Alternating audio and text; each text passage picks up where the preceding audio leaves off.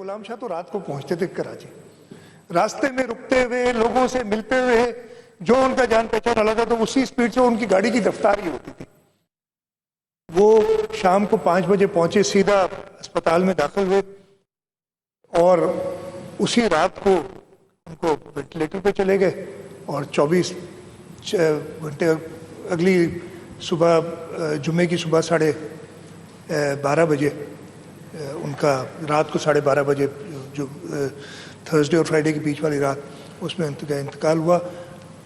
ना जिंदगी में किसी को कोई उन्होंने तकलीफ दी, ना मौत के वक्त उन्होंने किसी को तकलीफ दी।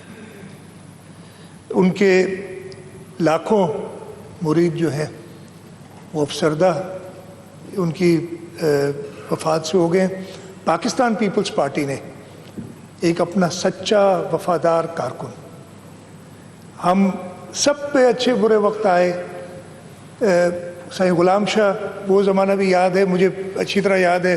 वो 90 का इलेक्शन ही था, यहाँ पे एक चीफ मिनिस्टर साहब हुआ करते थे, उस सेनेट का इलेक्शन हुआ तो वो लोगों को उठाते फिर रहे थे कि जो नज़र आ जाए एमपी है उसको मैं उठा के बंद कर दूं। ऐसा हुआ है, ये हिस्ट्री है इस सूबे की।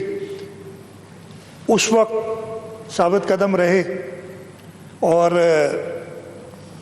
मैंने उनको देखा था कि जिस साल में वो, इसलिए कि वो ऐसे वक्त थे, जो पुराने लोग हैं उनको, साईं को डेफिनेटली याद होगा, ऐसा वक्त था, आपको तो बहुत अच्छी तरह पता होगा, आप भी बलूचिस्तान निकले हुए थे जहाँ तक मुझे याद है उसमें।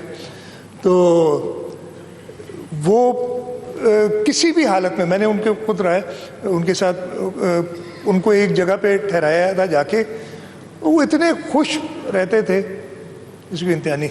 एक पाकिस्तान पीपल्स पार्टी ने अपना सच्चा वफादार कारकुन खो दिया है।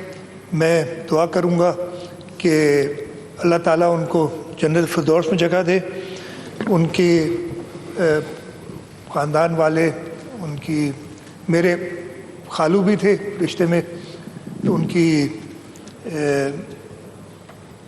मिसेज और उनके बेटे और बेटों को और बेटी को सब्र जमील अता फरमाए। उनके जो पीपल्स पार्टी के कारकुन सारे जो उनकी वफात की वजह से गमज़दा हो गए, उनको अल्लाह ताला सब्र अता करे और उनके जो लाखों मुरीद उनको भी सब्र अता करे। मैं इस रेजोल्यूशन की भरपूर हमायत करता हूँ और मुझे पूरी उम्मीद है कि ये हाउस यूनानिमसली इस रेजोल्यूशन को पास कर देगा। पीर सैयद गुलाम शाह जिलानी साहब मेरे बहुत ही करीब रहे। He was my colleague. कायम अली शाह साहब भी उस ज़माने में हमारे साथ होते थे।